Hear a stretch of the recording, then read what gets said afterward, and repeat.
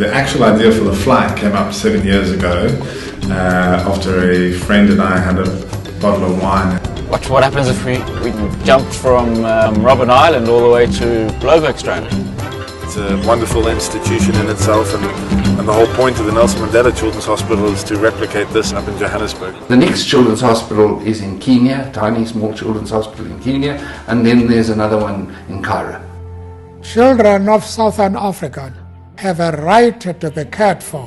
I saw this week 2 children in our hospital waiting for the queue who eventually died. So if everything goes according to plan and Mother Nature plays along, Matt will hopefully be attached to these party balloons come the weekend.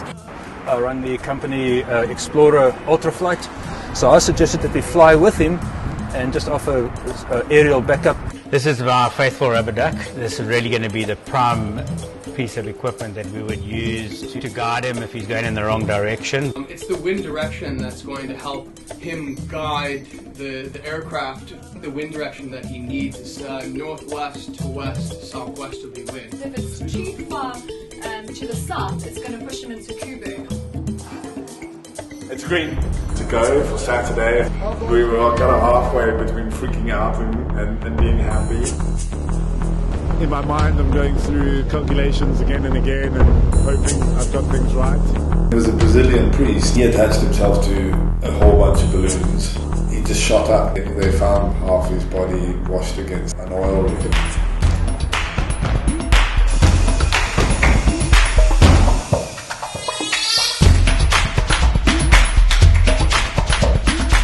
The wind's... I'm worried because all the conditions are perfect, but we're losing helium. Hello everyone. And we've got 20% helium spared. They need me rolling. You're attached to 200 helium-filled balloons. You've got 80 kilograms of ballast. While we were doing final preparations, we had a 6-knot wind, and we had to be tied to a car, and then we weren't tied to a car just before the flight. There were 8 guys pulling tug-of-war style, and we thought we had got the equilibrium, and we hadn't, which meant that I rose very, very quickly. They were like, hey! And I was like, wow! It was way faster than I was hoping to go up. Okay, don't worry, but when we begun,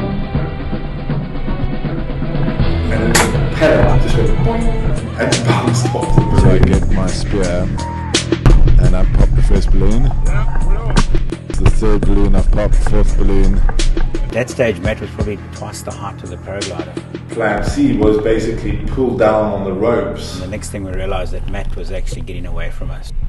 And I managed to spear a couple of more balloons, and then I kind of leveled off at about 1,000 meters. I think I popped 1 balloon, then I descended too quickly, and I don't exactly know what happened. And once his ballast hit the water and he started going up again from there. I was concerned that if I went up again, that I wouldn't have the strength to actually pull on the strings to pop the balloons to actually come down again. Jaco Wolmerand spotted this huge tanker at anchor. It's still at anchor over there.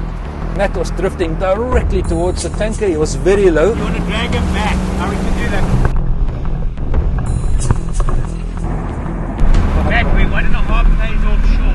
Going towards Mainland. 1.5 kilometers, we made the call to start getting them into the boat. We got Matt into the boat, but the pull was starting to make it quite dangerous. I was holding Matt, I was trying to keep the boat under control, and he kept popping in and out of the boat, so we needed to pull it down and then cut it loose. That we were well within the 500 meters when we finished the operation.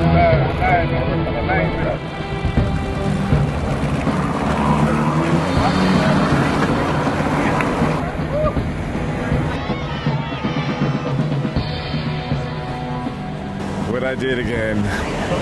I don't think so.